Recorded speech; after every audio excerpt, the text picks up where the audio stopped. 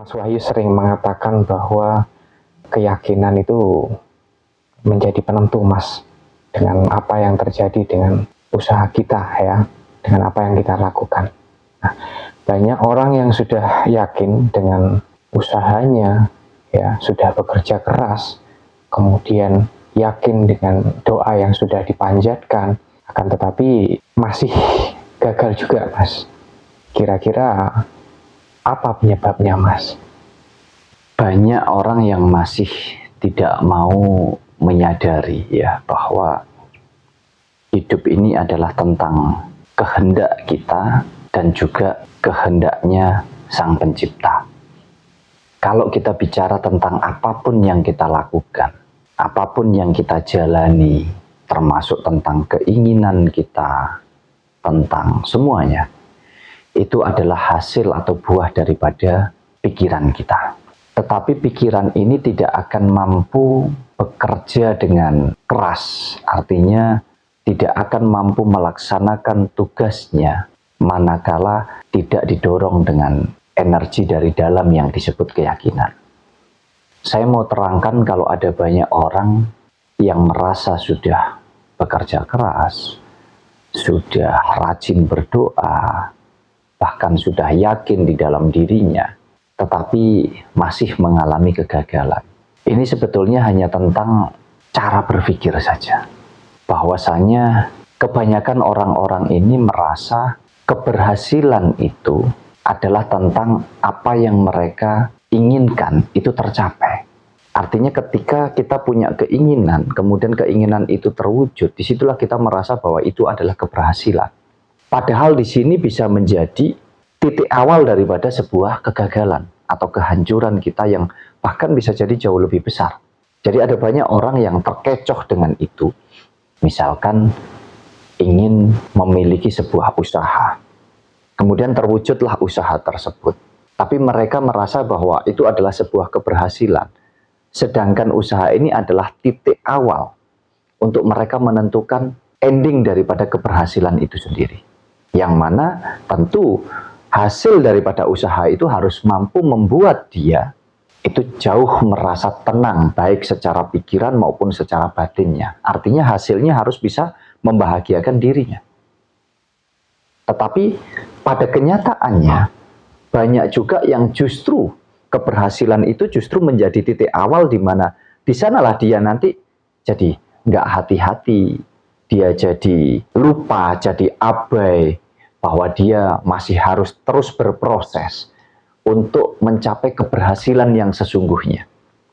Sehingga ya usaha itu justru bisa menjadi malapetaka atau titik awal daripada kehancuran atau kegagalan dari keberhasilan yang ingin dia raih, artinya keberhasilan yang lebih dalam. Nah, kalau kita bicara tentang keyakinan, tentang kerja keras, ini kan yang tahu adalah orang tersebut yang menjalankan. Keyakinan ini kan bersifat gaib, Thomas. Kerja keras itu bisa dikatakan bersifat fakta. Hasil dari apa yang kita pikirkan, kemudian kita berupaya untuk mewujudkan itu secara fakta. Itu disebut kerja keras kita. Nah, kerja keras ini seberapa keras kita mengerjakan, itu yang tahu ya diri kita sendiri. Sudahkah step by step-nya, sudahkah semuanya ini betul-betul kita lakukan dengan keras dalam arti sesuai dengan yang seharusnya? Itu yang pertama. Yang kedua, kalau kita bicara tentang keyakinan, apakah keyakinan kita ini sudah betul-betul mencapai titik yang terdalam, yaitu yang disebut keimanan? Nah ini tentunya yang tahu ya diri kita sendiri. Ibaratnya orang makan, ini kenyang dan tidaknya yang tahu kita. Kebanyakan atau terlalu sedikit sehingga dampak yang dirasakan ini jadi kekenyangan atau pas-pasan atau masih kurang, masih lapar, itu yang tahu kita sendiri. Nah, sedangkan di dalam diri kita ini tatanannya kan begini. Ada dua sisi atau dua unsur di dalam diri kita. Yang satu bersifat gaib, yang satu bersifat fakta. Ini nggak bisa dipungkiri, ini satu paket yang nggak bisa terpisahkan. Nah, sisi gaibnya ini kita sebut sebagai roh kehidupan daripada Tuhan. Atau disebutnya kehidupan jiwa, karena itu sifatnya gaib. Nah, untuk menghidupkan sisi gaib ini, kita harus masuk di dalam keyakinan. Kalau kita perdalam lagi ke dalam keimanan kita, kita imani. Nah, seberapa besar keyakinan dan keimanan kita ini, yang tahu diri kita sendiri. Bisa dikatakan tugas kita itu hanya bagaimana kita bisa memaksimalkan keyakinan atau keimanan kita ini untuk mewujudkan apa yang kita inginkan. Nah, ini yang tahu diri kita, Mas. Lalu kemudian apakah cukup hanya dengan kita modal yakin atau modal iman ini tadi? Tidak cukup. Bila mana yang mau kita kejar atau yang mau kita raih ini adalah sesuatu yang bersifat fakta. Artinya, kalau kita menggunakan keyakinan ini, menggunakan keimanan ini karena sifatnya gaib, maka dia akan menghidupkan yang gaib. Nah, kehidupan di sisi yang gaib ini di dalam diri kita adalah kehidupan jiwa atau batin kita. Hanya sebatas itu. Sedangkan ketika kita masuk di dalam kehidupan raga atau yang disebut unsur yang bersifat fakta ini tadi, ini adalah tentang sesuatu yang nyata, yang memang ketika kita menghidupkan sisi nyata kita, sisi fakta kita, kita harus mampu menghidupkan otak manusiawi kita atau pikiran kita.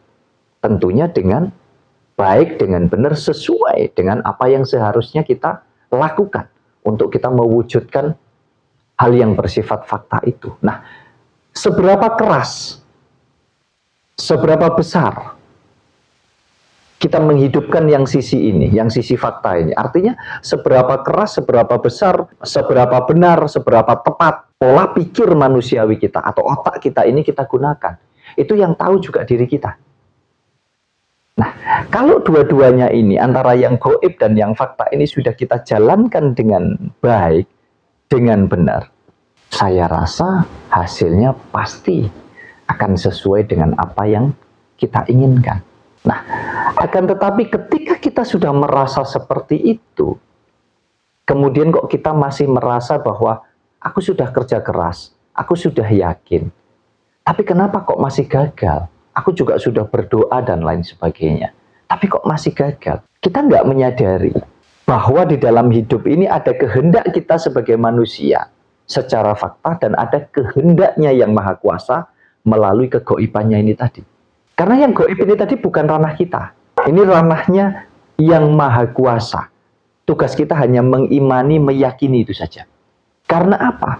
Bisa jadi apa yang sudah dengan keras, dengan tekun kita kerjakan ini tadi, bahkan sudah kita yakini, sudah kita imani, kemudian kita mengalami kegagalan, sebetulnya itu bukan kegagalan. Ada banyak orang bisa mengatakan bahwa kegagalan adalah keberhasilan yang tertunda. Sebetulnya itu adalah kalimat pesan moral untuk kita menyadari supaya kita bisa mengikhlaskan, kemudian kita bisa berbenah dari apa yang kita alami tentang kegagalan itu. Nah, bisa jadi kegagalan itu adalah keberhasilan kita menyelamatkan kita dari hal-hal yang justru membuat kita semakin hancur. Jadi kita gagal itu sebetulnya, kegagalan itu memang milik kita. Keberhasilan itu juga milik kita. Tidak akan pernah ada keberhasilan kalau tidak ada kegagalan. Dan tidak akan pernah ada kegagalan kalau tidak ada keberhasilan. Artinya kita mempunyai potensi yang sama untuk meraih dua-duanya. Bisa gagal, bisa berhasil. Tinggal kita melihat dari sudut pandang yang mana, begitu. Jadi ketika kita mengalami suatu kegagalan, jangan dimaknai bahwa seolah-olah kegagalan itu adalah segala-galanya. Yang seolah-olah keinginan kita ini nggak akan bisa tercapai, begitu. Padahal kalau kita berhasil saat itu juga, bisa jadi sebetulnya ini adalah awal daripada kita akan mengalami kegagalan di yang akan datang atau di depannya. Nah, dari sinilah kita koreksi. Kenapa kok bisa gagal? Oh, karena ini kita koreksi, kita benahi. Untuk kita meraih keberhasilan berikutnya. Jadi, kita bicara tentang berhasil dan gagal ini sebetulnya hanya tentang kesadaran. Kalau dikembalikan kepada kehidupan kita yang sesungguhnya adalah bagaimana kita mampu menjalankan sisi kegaiban di dalam diri kita dan sisi fakta di dalam diri kita. Artinya tentang pikiran dan tentang batin kita. Dua-duanya, keyakinan dan juga kepercayaan. Kepercayaan, keyakinan masuk di dalamnya keimanan, maka ya akan terwujud, akan terjadi apa yang kita inginkan. Ini memang kedengarannya mudah, tetapi nggak semudah itu untuk dicerna, dan kalau mau mempelajari ini, saya rasa dampaknya juga luar biasa, Mas, untuk hidup kita. Ya, artinya kita harus selaras juga ya antara fakta dan yang nggak fakta ini. Apakah ini sejalan dengan konsep kun fayakun, Mas, kalau di dalam bahasa ketuhanan? Sangat. Harus mampu menjaga keseimbangan antara pikiran dan juga batin kita. Karena apa yang ada di dalam diri kita ini, kalau sudah mampu kita seimbangkan, maka akan tercapailah sebuah keselarasan. Bukan hanya di dalam diri kita, tapi termasuk juga dengan apa yang ada di alam semesta ini. Jadi kalau kita bicara tentang kun fayakun, apa yang terjadi maka terjadilah. Sebetulnya di sini adalah sudah masuk di tingkatan antara percaya, yakin, iman. Nah, kepercayaan itu sebetulnya adalah tentang apa yang ada di kepala. Berdasarkan dari 4 anasir atau jendela yang ada di dalam tubuh kita ini. Ada mata, hidung, telinga, mulut. Berawal dari sanalah, muncullah kepercayaan ini tentang keinginan ini itu harus begini begitu, itu semuanya ada di sini karena mendengarkan, karena melihat, karena mencium bau, karena perkataan dan lain sebagainya. Nah, tingkat kepercayaan ini kemudian kita bawa masuk ke dalam untuk kita yakini, Mas. Nah, kalau sudah yakin, kita masuk lagi, perdalam lagi keyakinan itu sehingga tidak ada lagi keraguan untuk kita hapuskan tentang apa yang ada di kepala kita, tapi sudah masuk di dalam keimanan bahwa itu pasti terjadi. Itu yang disebut kita masuk ke dalam energinya Sang Pencipta yang ada di dalam diri kita. Kalau sudah masuk di sana, apakah cukup hanya dengan itu? Tidak. Kalau energinya Gusti Allah ini sudah diaktifkan, artinya sudah dihidupkan, maka energi ini yang harus menghidupkan atau memberikan energi yang jauh lebih besar kepada otak manusiawi kita atau pikiran kita. Dari sinilah maka kita akan mampu mengerjakan semuanya dengan totalitas. Nah, baru di situ nanti akan terjadi sesuai dengan apa yang kita inginkan. Terlepas kita harus mengalami proses, ada gagal dulu. Istilahnya orang itu kayak begini loh, Mas. Kita belajar berjalan, kita itu terjatuh dulu. Bukan berarti terjatuh itu terus kita gagal, nggak mungkin bisa jalan. Dari terjatuh itu kita semakin kuat, dari terjatuh itu kita semakin pandai, ya. Dari terjatuh itu kita semakin tekun lagi, dan dari terjatuh itulah kita bisa belajar supaya jalan kita itu jauh lebih benar dan akhirnya kita nggak akan terjatuh lagi. Kurang lebih begitu. Sama persis dengan tentang hidup ini, kita ingin meraih ini, meraih itu. Kebanyakan kan tidak mau masuk di dalam kesadaran, terlalu memaksakan. Memaksakan kehendaknya sebagai manusia, padahal ada kehendaknya Sang Pencipta. Yang mana bisa jadi kehendaknya Sang Pencipta ini tidak sama dengan kehendaknya kita sebagai manusia. Biarpun harusnya ini bisa diselaraskan. Makanya kalau, gagal hari ini, bisa jadi besok kita berhasil. Hari ini berhasil, bisa jadi besok kita gagal. Kalau kita tidak mampu menjalankan dua-duanya ini dengan baik, dari situ tugas kita, semuanya. Sekali lagi bicara tentang keyakinan ini, tidak cukup hanya sebatas yakin. Semua tergantung pikiran dan juga hati kita. Kembali lagi akan terus kembali ke sana, tidak ada yang lain. Sama halnya kalau saya kasih contoh lagi, kita bicara tentang makanan saja. Ketika Mas Yahya di rumah dimasakkan oleh ibunya Mas Yahya. Kemudian makanan itu sudah matang, dihidangkan di atas meja makan. Mas Yahya kira-kira yakin tidak bahwa makanan itu memang juga menjadi haknya Mas Yahya untuk dimakan oleh Mas Yahya? Yakin. Yakin. Karena apa ya? Karena memang itu miliknya orang satu rumah. Nah, kalau sudah yakin, apa cukup hanya modal yakin terus tiba-tiba makanan itu bisa masuk sendiri ke mulutnya Mas Yahya? Nggak bisa ya. Nggak bisa. Nah, disinilah proses keyakinan itu dikuatkan lagi dengan keimanan bahwa kalau aku makan itu pasti aku kenyang dan pasti itu rasanya enak sekali. Kalau sudah keyakinan atau keimanan itu tadi akan membangkitkan energi yang disampaikan ke otak kita, sehingga otak kita ini nanti yang akan menggerakkan tubuh kita. Karena sudah yakin, sudah kuat sekali, sehingga apa yang ada di otak ini kemudian berfungsi untuk menggerakkan tubuh kita. Kaki kita melangkah ke meja makan, tangan kita bergerak mengambil makanan dan memasukkannya ke mulut. Maka terjadilah sesuai dengan apa yang kita yakini atau kita imani. Sama halnya dengan ketika Mas Yahya menginginkan, oh saya ingin punya uang misalkan. Nah, ingin punya uang itu tentu dari pola pikir, dari pikiran. Kemudian masuk ke sini, yakin aku pasti dapat uang. Diimani di situ, udah yakin banget. Nah, setelah itu, muncullah energi ini di dalam otak kita. Berdasarkan keyakinan atau keimanan itu tadi.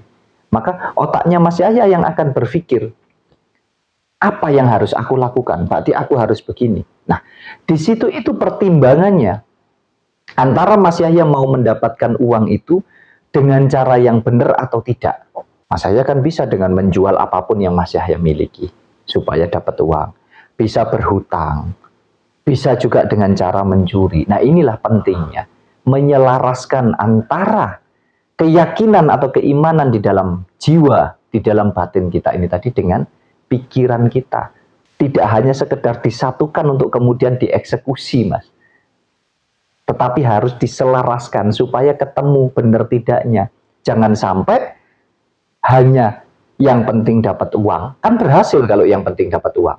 Ya. Tapi kan kalau sampai dapat uangnya ini dengan mencuri, apakah itu keberhasilan yang sesungguhnya? Kalau sampai dapat uangnya ini dengan cara berhutang atau menipu, bisa jadi justru ini adalah titik awal untuk kamu mengalami yang namanya kegagalan itu tadi. Ya inilah yang saya maksudkan supaya kita berkesadaran itu di sana. Jadi nggak sampai kita salah melangkah. Keyakinan itu memang bisa jadi kunci keberhasilan kita ya, Mas. Sangat jelas sekali. Ya, jadi kalau kita tidak punya keyakinan, maka pikiran kita ini atau otak kita nggak akan berfungsi dengan maksimal. Nah, tetapi ada hal yang harus diingat bahwa kita juga harus berkesadaran, yang mana ada kehendak kita sebagai manusia dan ada kehendaknya Sang Pencipta.